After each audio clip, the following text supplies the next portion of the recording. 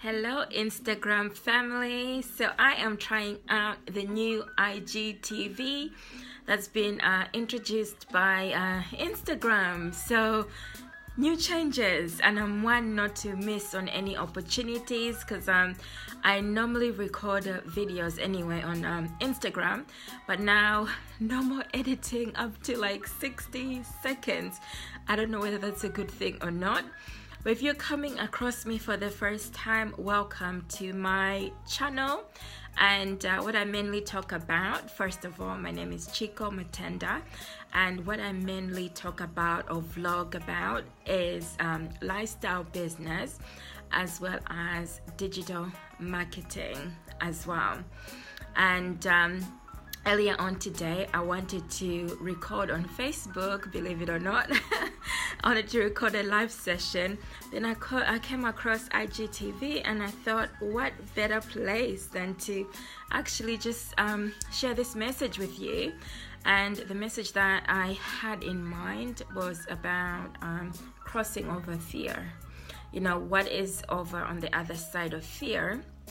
It's so sunny here, but I'm not complaining. So on the other side of fear, this topic came more in terms of like my experience with what I overcame over the past 2 years. And then I was thinking about other people such as yourself, if you're in this place where fear prevents you from doing certain things.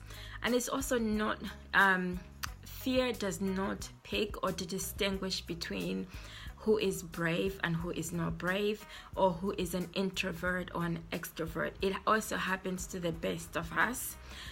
Confidence can be knocked as a reason for so many reasons. So mine was, it's happened before, where in the past I've had anxiety, panic disorder, and I had to overcome that by confronting what the specific issues were around that, and usually it's due to adversities or some life challenge. That's why anxiety or panic disorder shows up.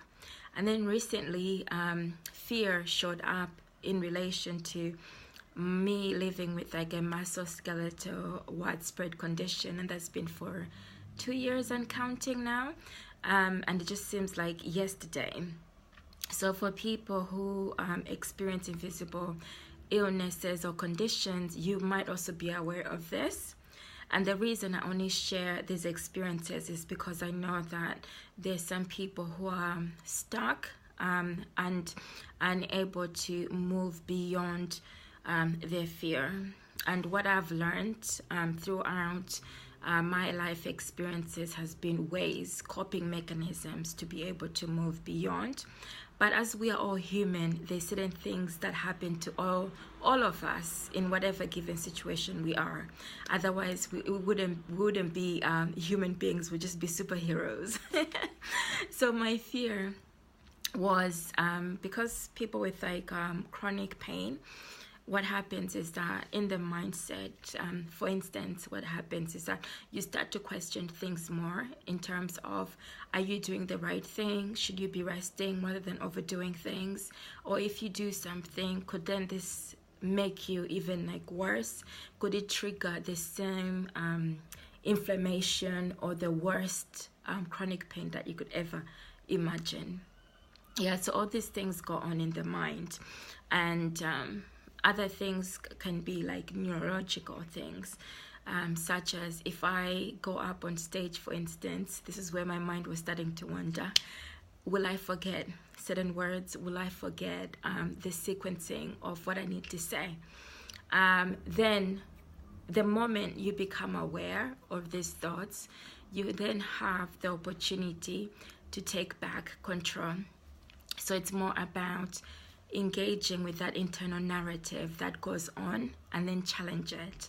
Because even the narrative can be is, oh, I noticed somebody looking at me. They must be thinking such and such. And the secret to life is actually nobody knows. we can't read anybody's mind. That's the toughest thing ever. Okay, so whatever you may be thinking that other people are observing or they're thinking, they actually might not even be thinking that. So when you catch yourself doing that, it's coming back to you and looking at that dialogue and that narrative. Where is it coming from? Where does it originate from?